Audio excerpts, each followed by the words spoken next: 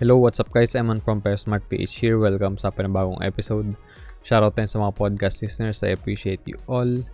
So today, mag-stock review tayo. Yung re-review natin ay si Metro Retail Stores Group Incorporated or yung stock code niya, which is MRSGI. So kung hindi kayo familiar sa company na to, ito yung logo nila. So yan, Metro Retail Stores Group Incorporated. So I believe siguro medyo familiar na kayo if makita nyo itong logo na to. And syempre, shoutout nga pala sa nag-request for this company or stock to be reviewed, which is si Johnrey Bombarda. So yeah, Chong, sana magustuhan mo tong video na to. Okay, so kailan ba sila nagsimula? So na-incorporate sila back in August 28, 2003 and iba pa yung pangalan nila nun. So Value Shop Market Incorporated yung original name nila. And yung primary purpose nila is to buy, sell, and trade goods, wares, and merchandise of every kind and description, and in general to carry on the business of a supermarket, hypermarket, and department store operator. And then, nung July 3, 2014 naman, binago na nila yung pangalan nila into its current one. And then, as of the end of 2019, last year, MRSGI had a total of 12 stores in Metro Manila, 12 stores in other parts of Luzon, 33 stores in the Visayas, which brings the company's total store count to 57. So, nag-grow lang sila every single year.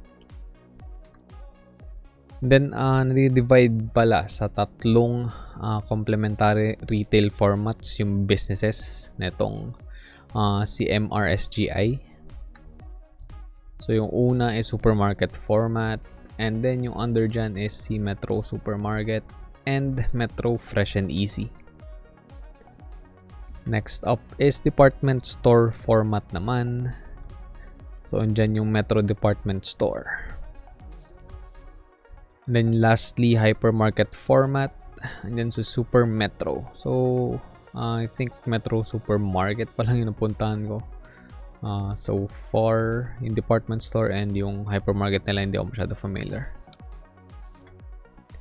And these retail formats are strategically located in densely populated cities or municipalities across Luzon and Visayas.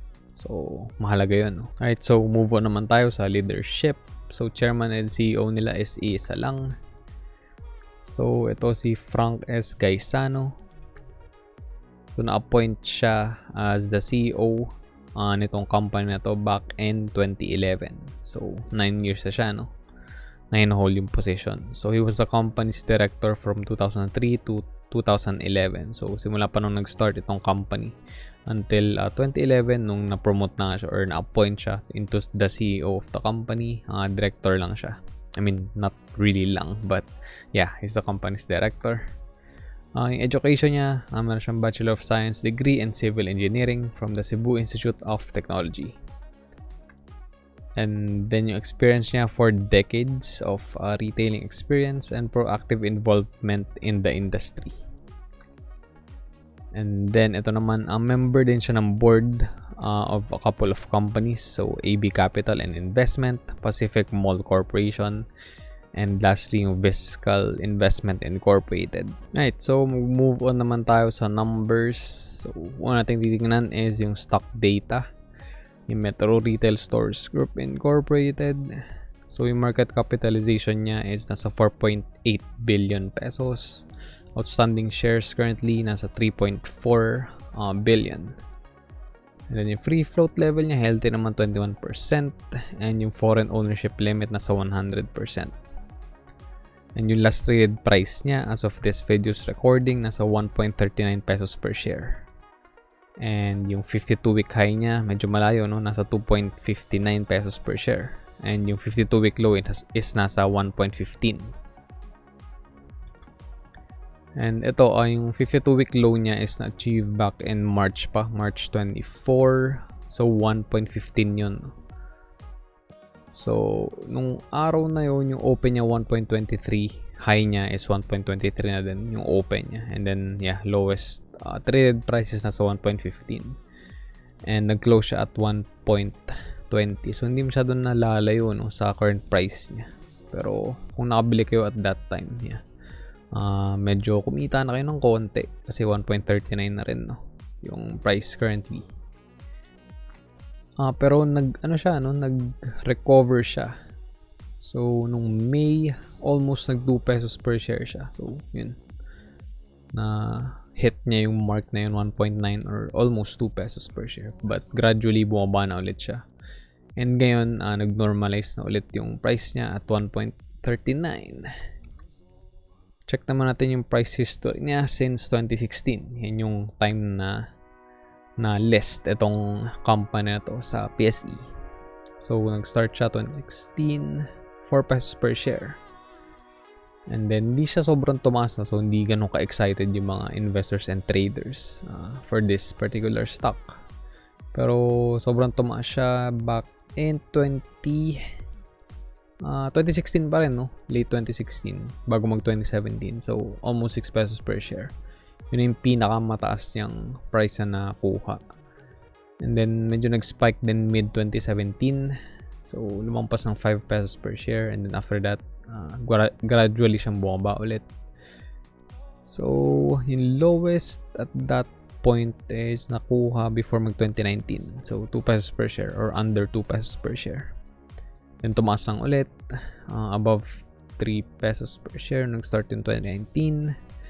And yun nga, bumagsak na ulit bago pa mag 2020. And ultimately, nakuha yung 52-week low back in March. And yun ngayon, back to the current price, nasa 1.39. And ito, dividends niya. So, okay naman, no? So, 2015, hindi siya nagbigay ng dividends, obviously, since hindi pa siya listed sa PSE. So, nag-start siya 2016. Consistent siya 4 years, nagbibigay siya ng dividends. And nagbigay din sila this year, 2020. So, that's pretty good. So, yung dividend yield, hindi ganun kataas, no? So, yung pinakamataas is last year na 2.84%. Yung dividend payout ratio, sakto lang din. Pero at least every year lumalaki naman siya. So, nag-start ng 17%. Then, naging 21% noong 2018. And last year, 27%. So, not really that bad. And mura lang tong stock na to. So, nasa 6 centavos per share yung dividend sa binibigay niya every year. So, silipin natin kung ano yung binigay niya this year. So, same lang, no? 6 centavos lang din yung binigay for 2020. Pero medyo malaki yung yield niya kasi mura lang siya ngayon eh. However, nung May, kaya pala siya tumaas, no? As we can see here, nung May tumaas siya kasi malapit na siya magbigay ng dividends. Okay, that makes sense now. So yeah, kung nakabili ka noon, medyo mahal, no? Pero nabayaran ka back in June 15. So, pretty consistent every year meron siyang dividends. Hindi lang masyado nag-grow the past couple of years, lalo na ngayon. Mabuti nga na-retain pa rin nila yung number na 6 centavos. So, yung ibang companies like nag-slash ng konti sa mga dividends na binibigay nila. But, it's good na this company same lang yung binigay nila. Katulad nun last year. So, yung dividend yield for 2020 is nasa 4.31%. So, medyo lumaki, no? Kasi that's calculated against its current price na 1.39. Pero kung i-compute mo siya dun sa price nung May-ish, so nasa 1.9, mas bababa pa siya, no? So, nasa 3 point something lang. But still, mas mataas pa rin sa average niya in the past 5 years. So, yung 5-year average dividend yield niya nasa 2.37%, diba? Nahila ng sobra itong 4.31 this 2020. Kasi, yun, nasa 2-ish% lang talaga yung yield niya the last 4 years. And yung 4-year average dividend payout ratio niya nasa 20.81%. 4-year lang to kasi nga since 2016 lang to 2019. So, wala pang payout ratio, wala pang data for that this 2020. So, yeah, balikan na lang natin ito next year if like meron ng info sa BPI Trade about this. And silipin natin yung price ratios niya. So, yung mahalaga dito is price to earnings and PEG ratio. So, ideally, price to earnings 15 and below. So, ito, swakto, no? Since 2017, na-hit na nila yun, 13.69, and then 2018, 8.85, and then last year, 9.33. So, yan lang yung willing ibayad ng mga investors, mga traders, para kumita sila ng 1 peso per share for this particular stock. And then, kay PEG ratio, ideally, 1 or below. So, no 2018, medyo baba lalo, no? So, negative 7.46. However, last year, sakto lang negative 0.47. So, yeah, andun siya sa range na kung saan siya ideal. So, 1 or below. So, sakto lang yun.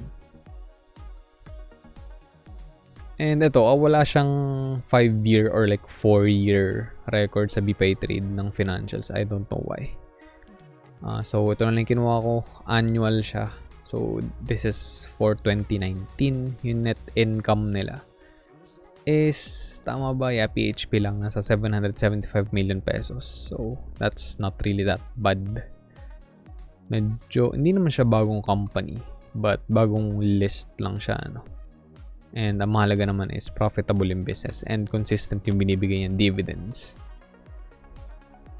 So, for the second quarter naman of 2020, silipin natin. For the period ended June 30. So, PHP lang din. So, as S lang to. Net loss nila is negative 92.6 million pesos. So, medyo masakit, no? Kasi nung previous year nila, second quarter, nasa 313 million pesos yung kinita nila. Malaking chunk yun, no? Kasi net income nila 775 lang. So, siguro by the second half of 2020, hindi na gano'ng kaganda yung kita nila. And nung previous year, mas malaki din yung kinita nila, 965 million. So, that's 2018. Then ngayon, medyo palugi sila, no? And yung current year-to-date nila is negative 84 million pesos. Malaki na yung losses nila for this year. Well, yeah, understandable since gawa nung COVID, nung pandemic. That's why ganito yung performance ng business. Pero I think all in all, okay naman. Maganda yung ratios, maganda yung dividend yield, and consistent. However, I think hindi siya maging like sustainable kapag ganito palaging performance ng financials, no? Pagka hindi kumikita yung company, syempre wala silang ibibigay na dividends back to the investors. And ito, tingnan natin kung gaano karaming shares yung pwede nyo mabili for like a 10k budget or 20k budget. So, gagamitin natin tong last traded price niya, 1.39. So, if 10k yung budget nyo, 7,000 shares yung pwede nyo bilhin at 1.39 pesos per share. And then yung total value na babayaran yung net na to lahat, kasama na yung charges and fees and taxes. So 9.7k. So to be exact, 9,758.70. And if 20k naman, ayan, medyo sobra lang, no? So 15,000 shares yung ideal nyong bilhin. If like 20-ish k yung yung budget nyo. Pwede yung kung talagang under 20k lang, gawin yung 14,000 to. So, yung board lot niya is 1,000. So, dapat at least 1,000 yung bilhin nyo para makabili kayo ng stock na to. So, kasama lahat ng charges, fees, and taxes, yung babayaran nyo for 15,000 shares is nasa 20,911.51.